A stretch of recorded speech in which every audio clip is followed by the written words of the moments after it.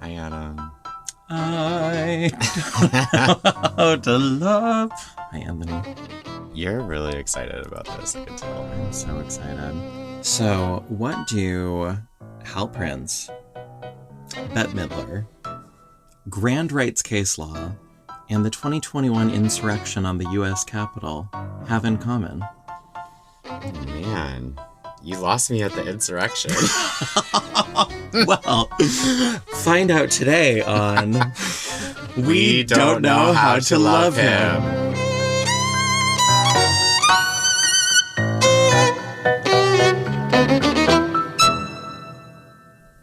So, Anthony, let's talk to our listeners about what we hope the schedule of the upcoming podcast will be and a little bit about the scheduling so far.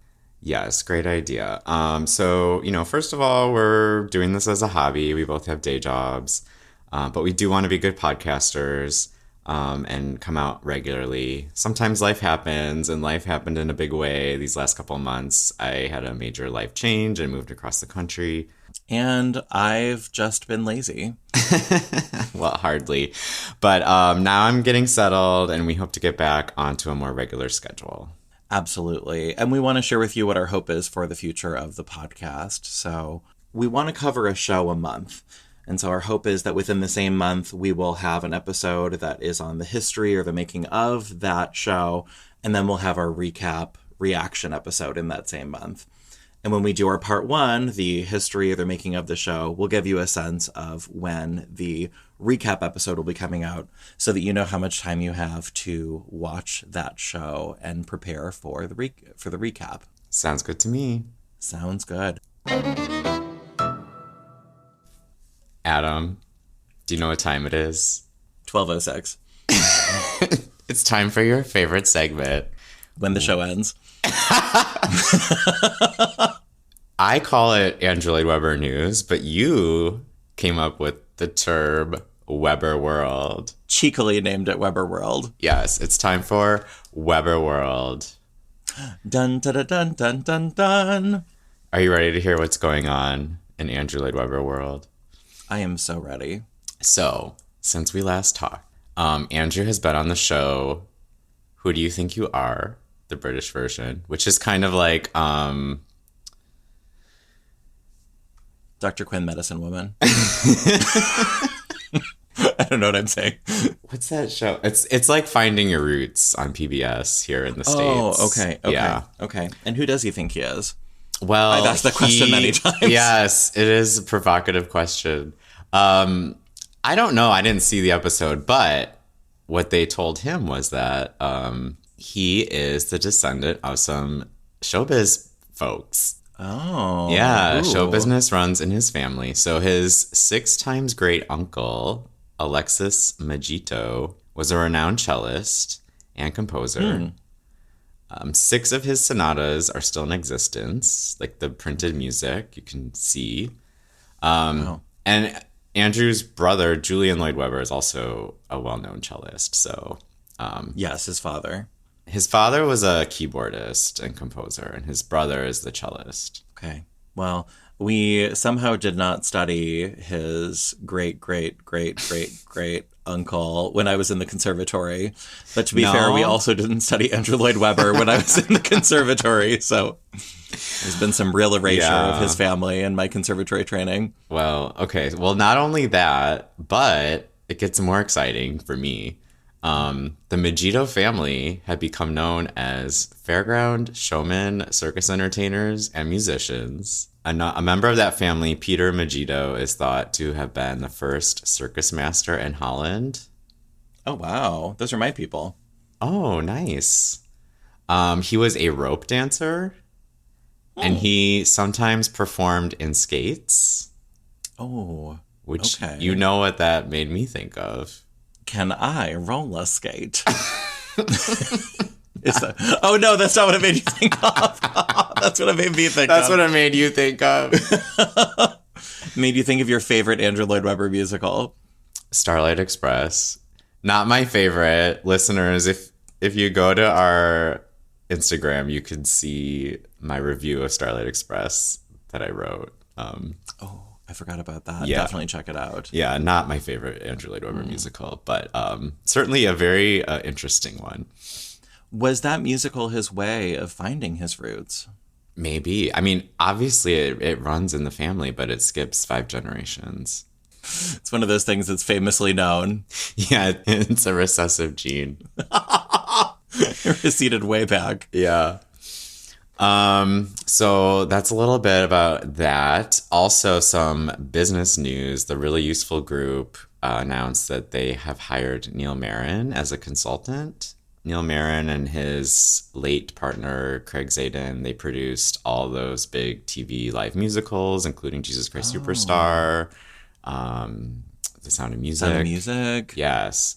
They've done movies, Chicago and Hairspray. They did The Gypsy with Bette Midler, The Brandy. Which I just watched, by the way, last weekend. Had you seen it before? No, not that version. What did you think of it? I don't know. No comment? I think they could probably make a better one. Okay. I've still never seen that one. They did the Brandy and Whitney Houston Cinderella. The greatest. Yeah. And The Life with Judy Garland, Me and My Shadows with Judy Davis. I'm also amazed that you didn't say, like, the Bernadette Peters Cinderella. Well, that's how I think of it, but but for the everyday listener. No, I do think of it as the Brandy and Whitney Houston Cinderella, but Bernadette has a star-turning performance as the Wicked Stepmother. She does, singing some Rodgers and Hart. Anyway. Yes, but singing it masterfully. So anyway, he's joining Really Useful, which is Andrew's company that puts on all his shows, and his role will be to help identify and develop new opportunities for Lloyd Webber's IP across North America, including mining talent and building new relationships with film companies, networks, streamers, dance companies, and new media. Wow, so we might be getting more Lloyd Webber in the future. More Lloyd Webber. Everything is IP these days, huh? It is. Everything's coming up IP. Yeah.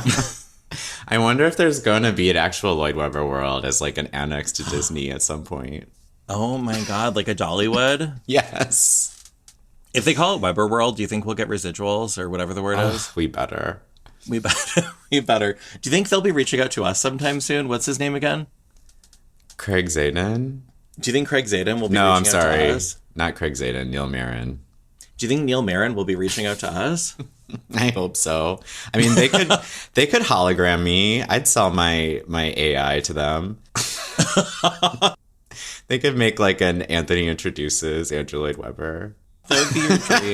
That'd be your dream. Do you think they'll be reaching out to us as like a collaboration or as like a cease and desist? Remains to be seen. What if they split us? What if one of us gets one and one of us gets the other? If they're smart, they would have us be like Captain and Tennille. If they're smart, they'd have it be a collaboration. I think if they're wise. Yeah. Yes, I hope so. One curiosity that I found in this story is that Lloyd Webber met Marin and Zadan back in the 1970s when they created a nightclub act for him and Tim Rice upon the release of the original concept album of Evita. Really? Yeah. It's not clear. I don't have any other details. I don't know if they were in the act, if they were performing the act, or if it was an act on their material with other performers. I'm not sure. Yeah, I was going to say, Lloyd Webber, is he known as a performer or is he known as someone who like performs his own work sometimes? Not to me, he isn't. But we know Tim Rice is, though. We learned that Tim Rice was the original Pharaoh in Joseph, so... Famously. Yeah. Could have been Andy at the piano and Tim at the mic. Could have been. They're like a past version of Pasek and Paul. Yeah. One show that probably is not going to get remade anytime soon is Aspects of Love. Oh no, why not? Well, this show had its first major revival since it debuted in 1989 in London this past spring or summer. It was supposed to run until November, but by the time our listeners hear this, it will have closed. Well, that's sad. Well, I don't know if it's so sad when you hear about this show. So I don't know much about this show. I've not seen it. I know a few of the songs. The production itself actually got quite good reviews, but it sounds like what sank this show is the story. The Independent's 2 out of 5-star review said, given that Andrew Lloyd Webber's back catalog includes musicals about randy trains and a feline death cult, it's kind of surprising that his weirdest show ever is about the relatively normal subject of love affairs in rural France. But with its skin-crawlingly uncomfortable age gap romances, Aspects of Love still finds plenty of ways to disconcert an audience.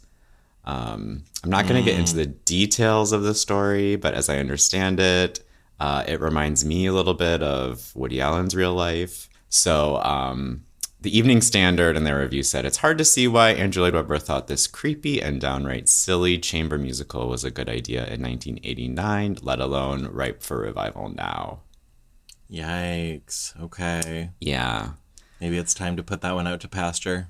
Sounds like it. Where do the cats go at the end of Heaviside Layer? Maybe it's time to put this show to the Heaviside Layer? Yes. I think that's right. Are you proud of me for that reference? Yeah, great reference. Thank you. I'm so proud. I feel it. That's a great segue, too, because there is going to be a new production of Cats coming to New York City. Really? And it is inspired by New York City's ballroom scene. Oh, that sounds kind of interesting. Yeah, I'm very interested in this. It's going to be part of the inaugural season at the Perlman Performing Arts Center, which is at the World Trade Center site. So it's off-Broadway. Off-Broadway. I don't even think Andrew has anything to do with this production other than obviously licensing it. It's supposed to start in June 2024.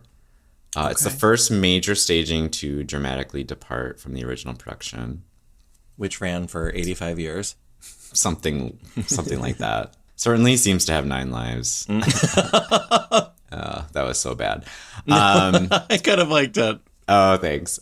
The show is directed by Jalen Livingston and Bill Rauch, and the choreography is by the season 2 winner of Legendary, which is a ballroom competition show, Arturo Lyons, and Vogue dancer Omari Wiles. Oh, okay. Well, that can be interesting. Yeah, it sounds like it has some good talent behind it, and I'm curious to see what they do with it. It's Here Lies Love meets Cats. Exactly. And there's also a revival coming of Sunset Boulevard to London. This is an Andrew Lloyd Webber production. It's going to star Nicole Scherzinger of Pussycat Dolls playing Norma Desmond. Wonder what Patti LuPone thinks about that. I don't even think she cares if she even knows it's coming. Probably not. I think Andrew loves Nicole Scherzinger though. He does. I think that his favorite version of Memory, if memory serves, is sung by Nicole, or he really likes it at least. Yeah, I think I've heard that too. He seems to be a big fan. She was Grisabella in the 2014 revival of Cats. So that's going to open in September on the West End. It's going to run into January. And I am going to London in November, so I might try to see that. Ooh, London listeners, meet up with Anthony. London meetup for our fans. I'm so fascinated by how we're casting in Sunset Boulevard these days because back when the movie came out, Gloria Swanson was, for all intents and purposes, a has-been, which I hate that word, but that was Hollywood in the 1950s. She was over 40, so she was cast aside. And there wasn't the same sort of beauty, sort of skin preservation. I don't know what I even want to call this, but sort of the beauty industry wasn't as powerful back then either. And so we aged differently. We aged differently. One might say more naturally back then. Yeah. And so we have actresses now playing Norma who, while age appropriate technically, I feel look like they could be playing Betty sometimes. Yeah. Yeah, my first instinct hearing that was, oh, she's too young. But of course, as you just pointed out, she's not that far off from Gloria Swanson's age in the original. No. So it's a complicated, I think it's complicated casting. I think that shows a complicated show to cast. Yeah, it's interesting. Yeah, I think I'm going to go see that. I have no doubt. You're like, I know you're going to go see it. You didn't know? I somehow didn't get invited to this. Wow. Well, you're invited. I thought you'd have to work. Hopefully I will. I know you don't get a lot of time off. It's true. It's true. I just decided in the last week. So Good for you. Okay, Adam. Lastly today, did you know that Andrew Lloyd Webber was an entire category on Jeopardy recently? I had no idea. No one told me. No one told you? No. Well, fear not, because I have the questions right here. So we're going to play a little Jeopardy. Oh, wow. We'll see how ready? much money I could make. Was this single or double Jeopardy round? I don't know. It's a 200. Okay. Yeah. So we're going to start with Andrew Lloyd Webber for 200. Are you ready? I'm ready. And these questions were read by Andrew himself. Really? Was he on video? Yes. Do you know if he was on video? On video. Wow. On video. I'm going to picture you as Andrew Lloyd Webber right now. I know. I'm not going to do the accent. Okay. I'm not known for my accent work. Unlike me, my famous accent work. Yeah. Okay. Okay, so it's going to be in the first person. Here we go. When my dad listened to the song heard here from this show, I asked him, does this sound like anything else? And he responded, it sounds like $10 million. And then I'm not going to sing, but I'll say the lyrics. Midnight, Beep. Not a sound from the pavement. Yes? What is memory?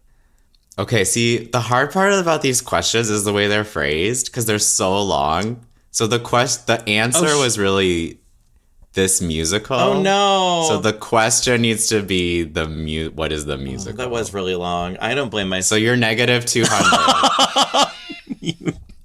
That's so mean.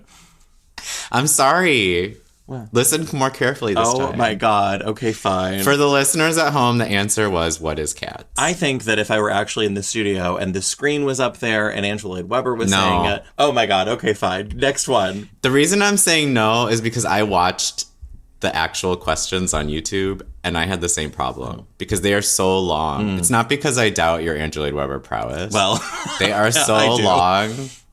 The questions are so long that you can't keep track of what is the question they're asking. Okay, now I'm ready. I'm ready. All right, you're a negative 200. Thanks for reminding us. All right, here's Andrew again. One of the twists in Bad Cinderella is that this prince is missing in action when the show opens. So I didn't write any songs for him in Act 1. Beep. Yes? Who is Prince Charming? Yes. Yay! Now you're positive 200. Yay! Woo! Okay. Here is Andrew Lloyd Webber for 600, and this is very appropriate to today's topic. Jesus Christ Superstar took an unusual approach by framing it through the eyes of this one of Jesus' apostles. Beep. Yes. Who is Judas Adam. Iscariot? Ooh, correct. You even got the last name. Of course I did. We would have given it... We would have given it to you just if you said Judas as well. Well, thank you. Just so you know. Fine. So now you have 800. Okay, I'm doing really well. After that first one. Yeah, Started out slow. You are. Okay, here's the 800 clue. I am proud to have created the longest running musical on Broadway. It opened in 1988, and after almost 14,000 performances, its chandelier dropped for the last time in 2023. Beep. Adam. What is Phantom of the Opera?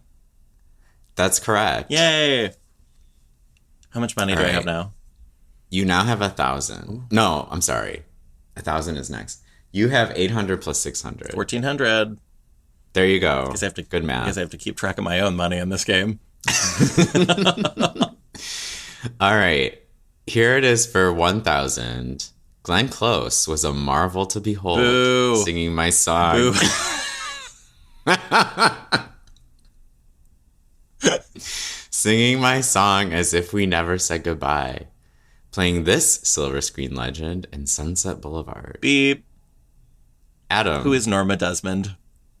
Correct. Woo! $2,400. I'm rich. In Webber dollars. Do I get to spend it at Webber World? Yeah, it comes in the form of a Gift certificate redeemable at Webber World, but it expires in a year. So Webber World has to be built and opened before then, or you can't use it. I guess I'm rooting for it now. Well, that was a fun game. Right. I feel pretty good about that. If it weren't for my... Yeah, good job. If it weren't for my, I guess, short-term memory issues, I would have swept the category. You would have. It was hard. I had trouble with all of them. I was like, what are they asking? I think it was actually easier just me reading it than seeing Andrew on the screen. And there was also like multimedia, like they would play clips of the songs and stuff. Oh. So it was a lot going on. Your gay little brain was overstimulated. Exactly. All right, that's it for this week on Webber World. Okay, that was great. I feel like I learned so much. More than you needed to, probably. So today... Yes. We are talking about what may be considered the first rock opera. The first to call itself that, probably. The first to call itself a rock opera. Yeah. The famous show, Jesus Christ. Superstar. And I'm excited to talk about it. There's a bit of history to it. Yeah, and I feel like this is probably like one of the most well-known and like celebrated shows of Andrew's, and certainly of Andrew and Tim as a pair. Absolutely. I mean, it's the only one that has had a live action musical on NBC. Yes. So I think it is too. Yeah. And it's also interesting because this was at the time in Andrew and Tim's career when they weren't famous. They weren't as well known, clearly, as they are now. And they still had to kind of figure out financing, figure out art isn't easy. They had to figure out how to get their visions made. I've been avoiding reading any history because I want to just be as present with you as possible. You want to hear it from the world-renowned expert. Exactly. The Webberologist. Yes, that would be me. All right, let's hear it. Okay, so early history. And as we think about some of these earlier shows, a lot of it is also going to be just about the development of Andrew Lloyd Webber as a creator. Mm-hmm. There's just a lot of context to it, I feel. So brace yourself for a couple of names. Yeah. So prior to Jesus Christ Superstar, Lloyd Webber and Tim Rice hadn't had a show produced in a theater. Am I remembering that correctly from... I think that's true, yeah. Yeah, and so this was kind of the start. When they started out, they needed money. Andrew and Tim needed money. And so... there was a singer from the Joseph album who had a rich friend named Sefton Myers. And Sefton Myers was a theater person. And Sefton Myers is not to be confused with Stefan Myers from Saturday Night Live. Oh, I didn't know that was his name. I didn't, but when I Googled Sefton Myers, it was like Stefan. I was like, I mean, great character. Right? And maybe... I could see him as an investor in Jesus Christ Superstar if he had the money. If anyone was going to invest in Jesus Christ Superstar, it would be Stefan. So they went to Sefton Myers and they suggested a pop music museum. Okay. They're like, how about we start a pop music museum with Andrew as the curator? Okay. And it would have things like Elvis's guitar in it. So kind of like an early Rock and Roll Hall of Fame almost. Basically, yeah. And Sefton was like, no. But he did, along with his partner David Land, agree to become their managers, paying them £2,000 for their first year in exchange for 25% of anything that Rice and Webber wrote. Oh, boy. And so this was the first time they were able to start creating and not have to worry about the immediate needs for money because they had this big lump sum for the year. Well, big. I guess I don't totally know what £2,000 was back in the 60s, but it was okay. They felt comfortable. They felt comfortable. And so they went to work on a project, and they wanted to write about people who had short lives, but whose existence changed history. Okay. And they considered everyone from Hitler to Robin Hood. Okay. Any thoughts about? I'm not loving this idea. Yeah. Thankfully, they didn't choose either of those two. Yeah. But according to Andrew Lloyd Webber, Tim Rice had a particular affinity for Richard the Lionheart. Okay. Do you know who Richard the Lionheart is? I don't. I didn't either. He is the first king of England who ruled toward the end of the 12th century. Okay. And so they wrote this 40-minute show called Come Back, Richard, Your Country Needs You. I have heard of this show. Yes. And it premiered at the City of London School. And according to Rice, it was an enormous flop. Okay. So didn't go well. So they went back to the drawing board. And they went back to their list of famous people.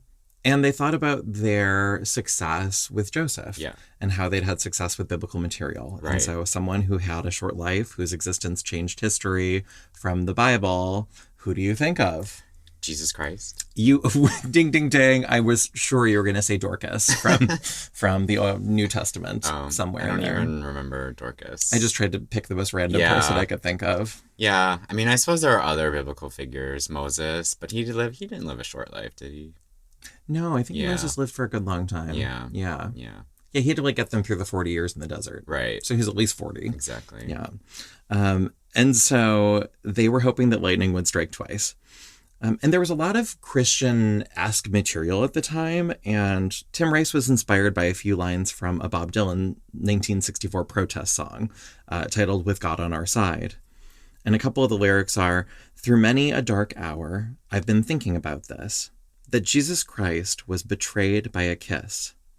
But I can't think for you. You have to decide whether Judas Iscariot had God on his side. So it's really Bob Dylan's idea. It was really... I don't know if Bob Dylan is getting royalties for this show, but not clearly... 25%. He's not getting 20, not even close. And so they decided to test this concept with a single. They recorded a single, Jesus Christ Superstar, and it was reduced by Brian... It was produced. What did I say? You said reduced. That is a Freudian slip if I've ever heard one. That's as accurate as anything I will ever say on this show. So it was produced by Brian Bowley of MCA UK, this single. And they had Murray Head sang it, who'd recently left the UK production of Hair. And it was sung with the Trinidad Singers. Andrew Lloyd Webber calls this the best version of Superstar in his mind. It was released as a single in 1969, and it received strong reviews for its technical, musical, and lyrical virtuosity. But there was also some public outcry in the BBC about some of the lyrics. And it wasn't really a big hit as a single in the US or the UK at the time. But some of the controversy and interest made Brian Bowley interested enough in commissioning a double-length record. And so then Rice and Webber went to some place in the UK, Stoke Edith in Herefordshire. Okay. I probably butchered every part of that. We apologize to all of the UK. I'm so sorry. This is not going to help relations. To write the show and write the rest of the songs. And of course, in the process, Andrew went back to some trunk songs because he was like, why start new? Why waste a melody? Why waste a melody if there's one already there? But we'll get to the trunk songs. And they wrote all the material and they recorded a double-length album. And they went into the U.S. To launch it. And they were having this launch extravaganza at St. Peter's Church when they were contacted by a man named Robert Stigwood, who was a major force in British show business and then the manager of the Bee Gees at the time. Okay. And so he was really interested in Lloyd Webber and Tim Rice, and he bought out those other producers, Myers and Loyd. Oh, okay. So they're out of it now. He bought them out. So is Stigwood getting 25% now? Well, they formed a new company with the Paris principals titled Superstar Ventures Incorporated. What's the Paris principals? Oh, sorry. with the pair as principals. Principals. I was thinking the Paris Accords or something. It was a really it's like the Magna Carta, the Paris principles. Like this is like a well recognized showbiz agreement. You've never heard of the Paris principles? I've never heard of the Paris principles. Made famous by Paris Hilton. Oh, okay. Her that principles. Makes a lot of sense. Yeah. Okay, so they were the principals. Tim Rice and Lloyd Webber were the principals of Superstar Ventures Incorporated, and there was a different deal. I don't actually totally know what the details are of this deal, of this financial deal, but They released the record in October 1970, and it was a smash hit in the U.S. I do know that. I know it was much bigger in the U.S. than in the U.K. Much bigger in the U.S. It topped the Billboard charts for, I think, in February and in May of 1971. Yeah, and I did read something about this that really upset me. Oh, I know what you read. You know, yeah, I know what it is. Do you want to tell it? From what I read as well, it apparently was higher on the end of year charts than Carole King's Tapestry. Yes, that devastated me. I'm so sorry. It's okay. To be fair, I tried to find the actual charts and I couldn't find them. So maybe this is like a Wikipedia lie. Someone is cooking the books at Wikipedia. that's it. Someone from really useful group is like going in and being like, how can we make us sound even better? Yeah. And they're taking down Carole King. I'm a huge Carole King fan, if anyone out there doesn't know. Anthony had a party. How many years ago was this? It was like 2015, I want to say. Oh my God, it's like 8 years ago. That was a Carole King themed. It was a tribute. It was the 45th anniversary of Tapestry. And I performed, not the whole album, but selects. Yeah, felt like the whole album. But... I also was Carole King for Halloween 2 years ago. Oh, I forgot about that. Yeah. I forgot about that. So Anthony is a big Carole King fan. Yeah. I have not ever been Andrew Lloyd Webber for Halloween. Not yet. I was Joseph for Halloween as a kid. That is not surprising. Yeah. And maybe this year will be your year to go as Lloyd Webber. Who knows? You would make a good Tim Rice. Thank you. Maybe that'll be our Halloween costume. I'm sure everyone will get it. They'll be like, oh my God, they're back together again. Spitting image. This album became a big hit. And it buoyed the single, because the single hadn't been that popular before. And it got up to number 14 on the US charts. The Jesus Christ Superstar single. The Murray Head one. Yeah. And the album netted the pair $50,000 each in music royalties in 1971. That's not bad. That wouldn't be bad today. Wouldn't be bad today. They went from £2,000 for the year to like 50,000 US dollars, I believe, which I don't know what the I don't know the conversion. Good, whatever the case. Rice later said that we were staggered by the success. MCA let us make a single, two unknown guys with a huge orchestra and a rock section, and with a rather controversial title, and it worked. I guess so. Yeah, I guess so. Major We're aside. We're still talking about it today. We are. There's a podcast dedicated to it. Major aside, during this time, Andrew also met his first wife. Sarah? Sarah Jane Tudor Hugill? Okay. Hugill. All I know is her name is Sarah, and so is his next wife's His name is... Spoiler alert for the Phantom episode. For the Phantom episode. So they had this hit album, and a bunch of kind of bootleg productions started popping up all over the U.S. People that were like, oh, we're going to put on this show. We'll basically just take the record and we'll perform the record and we'll advertise it as Jesus Christ Superstar in concert. And producers were paying the standard licensing fee, arguing that they were presenting the songs of an album in concert rather than the standard box office royalty. Okay. And so Stigwood and Lloyd Webber and Tim Rice were getting paid a lot less because it was like viewed as like performing an album rather than performing a theatrical piece. Like, I'm going to sing the new Rolling Stones song versus like I'm going to put on My Fair Lady. Yes, exactly. Which is such an apples to apples comparison. Exactly. Just same thing. So much Venn in that diagram. So much Venn. And so Stigwood injuncted. Okay. I think that's the word. He had an injunction. Yeah. He decreed. I don't know what any of these. Filed an injunction. There we go. For most of these performances. And they received a judgment in their favor at the U.S. Court of Appeals Second Circuit, defining grand rights performances for the first time and establishing that a complete dramatic work in concert, even without staging, is a grand right. Andrew is obsessed with grand rights. If you read his book, it's like every other phrase is grand rights. And he's like, I am the reason that grand rights are a thing, so you can all thank me for this. I mean, I suppose for composers, it's valuable. Absolutely. So they got what they deserved, or what they felt they deserved. What they felt they deserved. And so... And we're joking, but I'm all for artist rights, of course. Oh, absolutely. Yeah. We're going to make at least £2,000 on this podcast. So we want every last pound of it.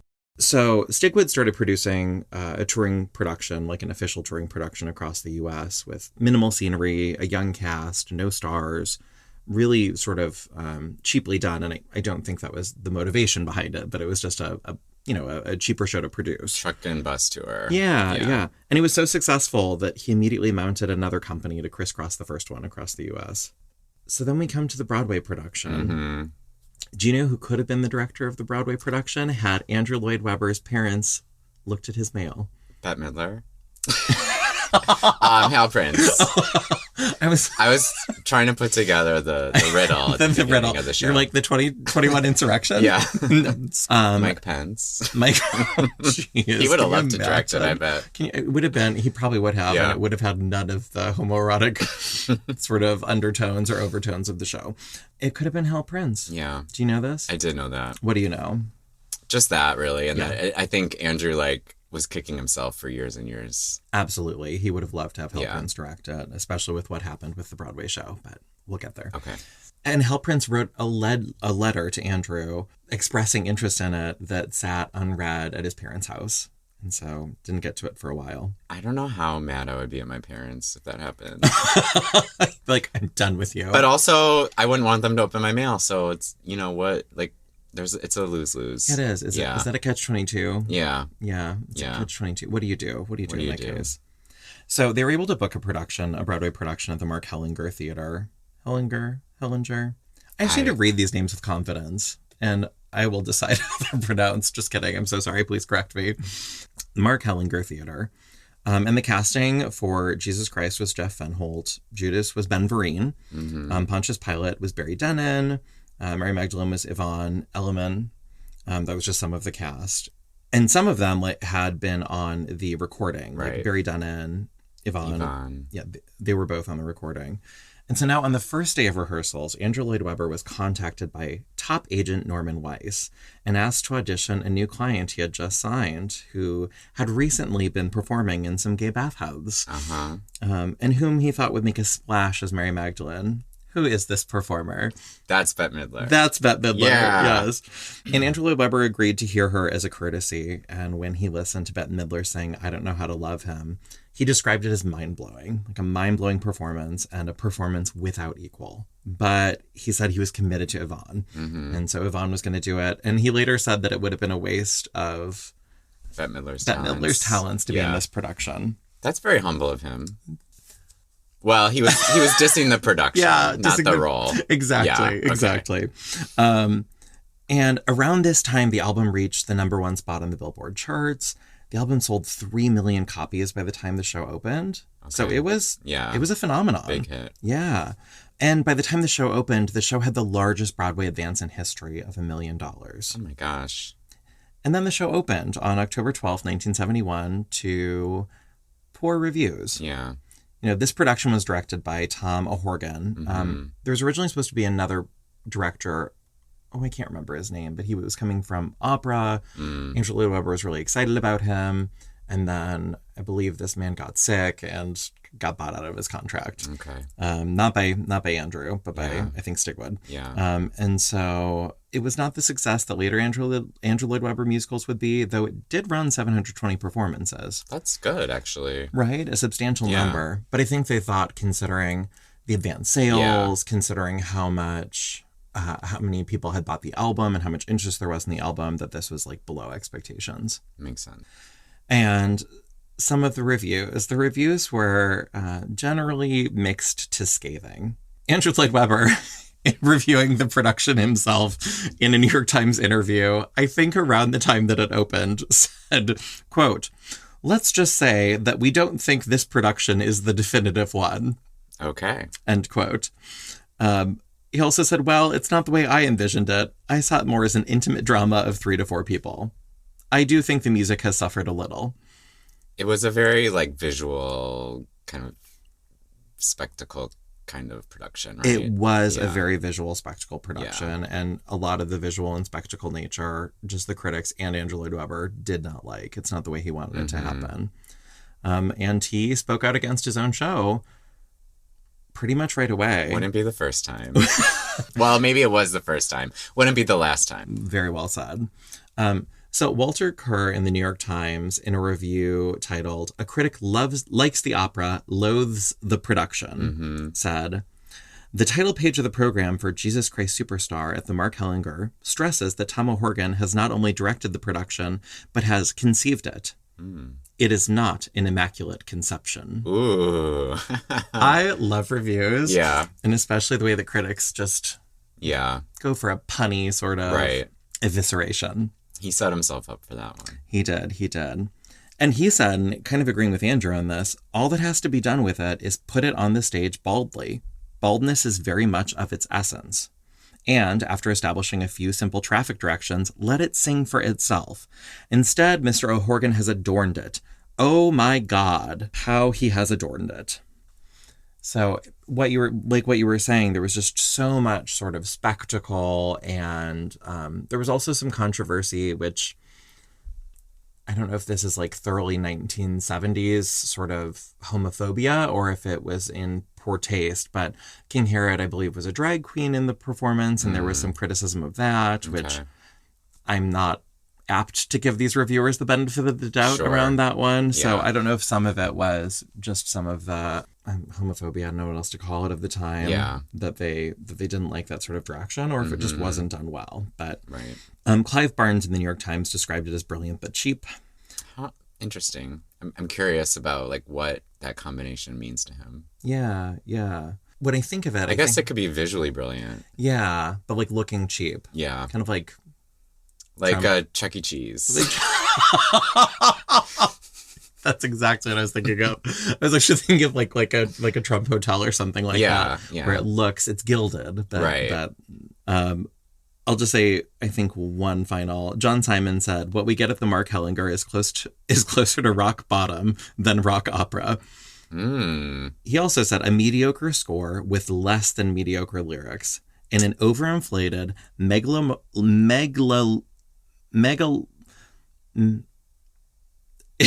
You got this. In an overinflated megalomaniacal production. Wow. Which, for all it's going off like a dozen Roman candles in 12 simultaneously diverging directions, cannot hold a candle to a modest, innocently imaginative, and truly felt little musical like Godspell."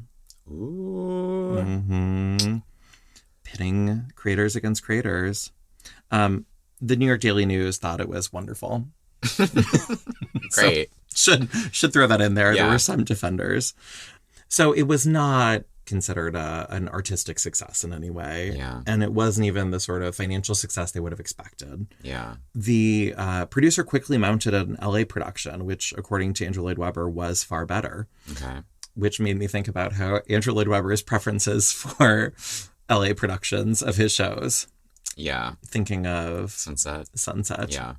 And it also taught him a valuable lesson about, okay, when it's not working, start something new, or start a new production of the same show, and allow the different productions to have different creative teams, so that if one show isn't working, you'll find one that does work, and then that can kind of become the blueprint. Yeah, kind of race a horse race against yourself. Basically, exactly. So then they opened the London production, which was much more successful. Opened at the Palace Theatre in London in 1972, and the production was directed by Jim Sharman, who would later direct Rocky Horror Picture Show. And it was a success. It was the longest running West End musical before being overtaken by... Evita. Good guess. Phantom of the Opera. Another good guess. Starlight Express. Before being over... Cats. Yes, Cats. Nailed it. Before being overtaken by Cats, and it ran for over 8 years, having 3,358 performances. Nice. So when Dmitri Shostakovich saw the production, and some would argue he's the greatest composer of the 20th century, when he saw Superstar in London shortly before he died, and he saw it twice on successive evenings. Wow. He later lamented that he could not have written something similar himself, admiring particularly the writing of a core rock band orchestration overlain with full symphonic strings, brass, and woodwind. So he was very enamored with it. Wow, that's some high praise. I know. Yeah. Now, he may have been senile at the time. Just kidding. I'm sure he was of sound mind. So the London production did really well. Yeah. And then we get to the movie. Which is what we're going to be focusing our talk about today. And the movie was announced around the same time as the Broadway production. They announced the making of this movie musical, and it was directed by Anthony's favorite director. It's not my favorite director, but I do like some of his other movies. Directed by Norman Jewison, who also directed Fiddler on the Roof. And Moonstruck. Yes. And he had found himself both curiously moved and flooded with exciting visual images upon first hearing the album. I believe he was actually given the album by Barry Dennen when they were filming Fiddler on the Roof, because Barry had a small role does he? in Fiddler. Okay. I didn't know that. And Tim Rice first attempted the screenplay, and he wrote something that was like a Ben-Hur style epic. Interesting. Which you saw the movie. Would you describe it as a Ben-Hur style? Well, I haven't seen Ben-Hur, but there were no Colosseum scenes. Or no chariot races. Yeah. No. Yeah. So Jewison's vision was different. He wanted to devise a film idiom as hip and contemporary as the rock opera itself. And he developed a pastiche approach that kind of blended sort of the biblical times with more of a modern sort of influence, as we can see through a lot of it, and as we'll talk about. Yeah. And kind of developed it, the whole framing of it was as a theater troupe arriving in Israel and kind of putting on the Passion Play, putting on a show. And that was kind of his vision for this. Now, not only was Tim Rice fired from the movie, Andrew Lloyd Webber was also fired from the movie. Oh, wow. He'd been fired from the orchestrations in favor of... Well, I know it was directed by Andre Previn. The orchestra was conducted by Andre Previn. Did he do the orchestrations as well? He did. Okay. Famously known as... Oh my God, whose husband? Mia Farrow's husband, yeah. Thank you. Also, Dory Previn's husband. I love justice for Dory Previn. I love Dory Previn. I don't know Dory Previn. That is a whole other podcast. Okay. Great episode about it on You Must Remember This. If anyone is interested in that. It's a great podcast about old Hollywood, so highly recommended. And Andre Previn was later nominated for an Oscar for these orchestrations, which... I'm sure Andrew loved that. It was his favorite. Yeah. He was so happy that happened. And in the end, Jewison used more than 20 locations in Jerusalem, the Dead Sea, Nazareth, various places in Israel. And not a single frame from Superstar was shot on a soundstage. Wow. Which is pretty... I suppose the early 70s, they were getting away from sound stages, but you think about even musicals of the late 60s. I mean, and this was around the studio system was falling apart too, but... think about Funny Girl a couple years prior, or Hello Dolly, which I think opened in 69 or 70. It's all sound stages. Yeah. That big old parade that passes by, all sound Not stage. on the real street. Not on the real street. So this movie wasn't a particular success as well, though you might think differently, but I think... We'll get into it. By the numbers, it wasn't a huge success. And some of their ideas in doing it, some of the sequences were set in advance, but a lot of the dance numbers were worked out on the spot. Oh, wow. They'd kind of get there, they'd feel out the environment, and then they would kind of decide what they're going to do. And it kind of was developed based on kind of the landscape and the feel of the place. I was wondering as I was watching it, how did they scout these locations? How did they find this mountain? Yeah. Were you like, this feels like chaos? How did they find this cave? How did they find this cave? And then they found the cave, and then they're like, this seems great. Let's do this song, yeah. The cave is telling me to, have them move like this. Yeah. Yeah. Okay. Interesting. So the cast had some repeat customers. Of course, we had Yvonne Elliman again as Mary, and we had... Barry Dennen. Barry Dennen was back. We had a different Judas and a different Jesus than had been, I believe, opened the Broadway production. Yes. Ted Neely was Jesus, and he played the lead in the Broadway production of Hair. Okay. And then Carl Anderson was cast as Judas. And I think he'd replaced Ben Vereen I think at that's some correct. point. Yeah, I think that's correct. Do we have more history to go through? No. Okay. Then why don't we take a little break and then we'll come back. Adam. Yes, Anthony? I know that there's always some Andrew Lloyd Webber something that's giving you life. I just can't get enough of him, you know. What is giving you life this week? That's a good question. You know, I was shocked that in 2022, my Spotify Wrapped didn't have, I don't think, any Andrew Lloyd Webber in it. What? And what about you, Anthony? Well, first of all, I don't use Spotify, so I don't have a Spotify Wrapped. Oh. But I did have an Apple Music, whatever their version is. Uncord. I don't know. I don't know what it's called. I was kind of shocked by my year-end review, my year-end report. Was it shocking? I didn't realize I listened to this song as much as I did. What was the song? It was As If We Never Said Goodbye, sung by Laurie Beachman. By Laurie, not Patti LuPone. Not Patti LuPone, not even Glenn Close, not even Barbra Streisand. But Laurie Beachman. The late Laurie Beachman. The late and great Laurie Beachman. Yeah. Well, after we filmed or recorded our Joseph episode, and I do get a Google alert for Andrew Lloyd Webber. Naturally. And who doesn't? Right. And it showed up one day that a new recording or like a new streaming release of this Laurie Beachman Andrew Lloyd Webber album was available. Oh, a whole album. A whole album of Andrew Lloyd Webber sung by Laurie Beachman. And so I started listening to it, and the first song was As If We Never Said Goodbye. And something about it, I just kept hitting repeat on that song. Wait, and just to get this right, so you discovered this toward the end of 2022. Yes, like in the last couple of months. And it was your number one. It was my number one song. For the whole year.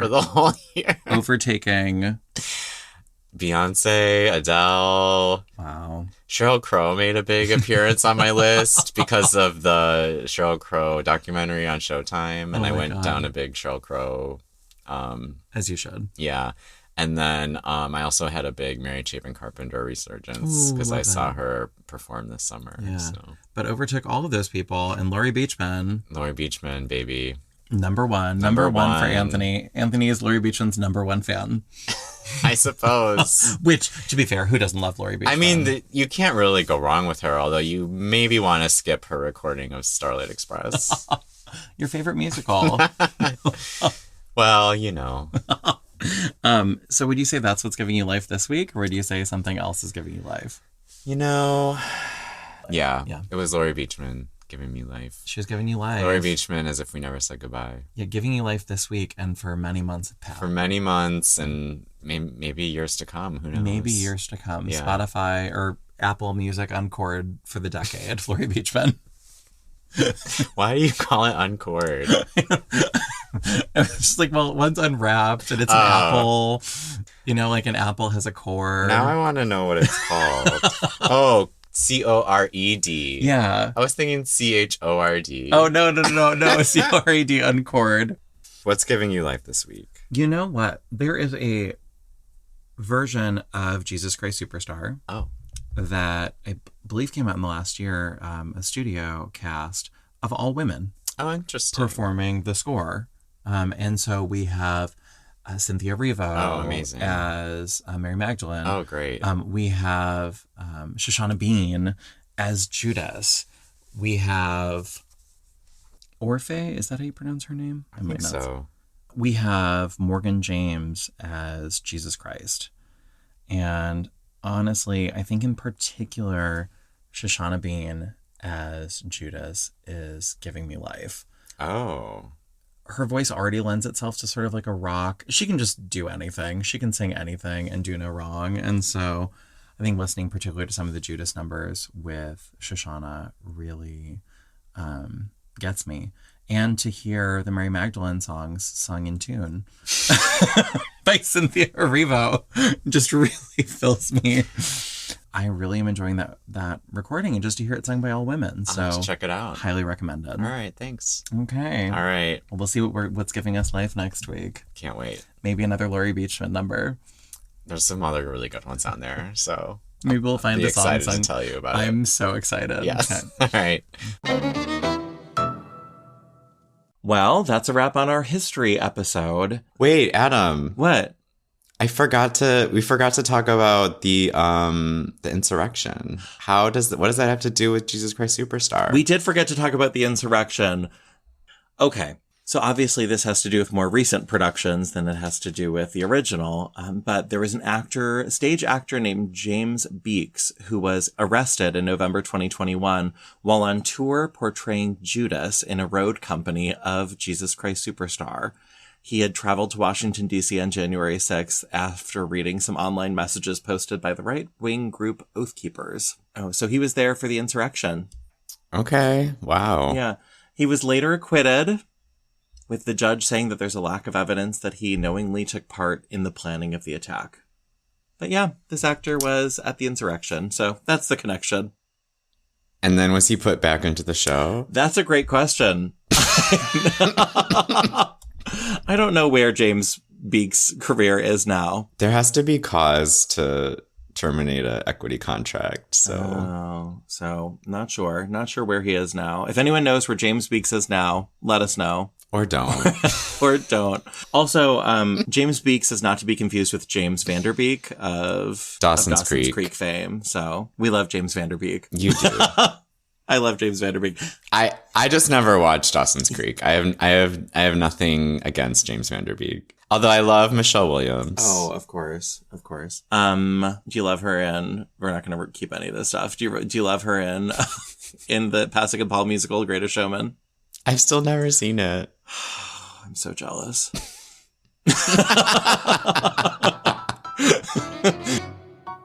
Well, that's a wrap on our history episode.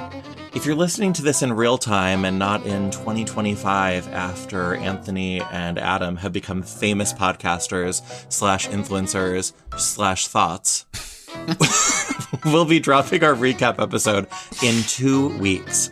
So before then... Andrew Lloyd Webber Thoughts. Andrew Lloyd Webber Thoughts. Oh, God. Are we the only two? Is there any other competition? Great question. So before then, we definitely encourage you to watch the 1973 movie of Jesus Christ Superstar. Bye, everyone. Bye.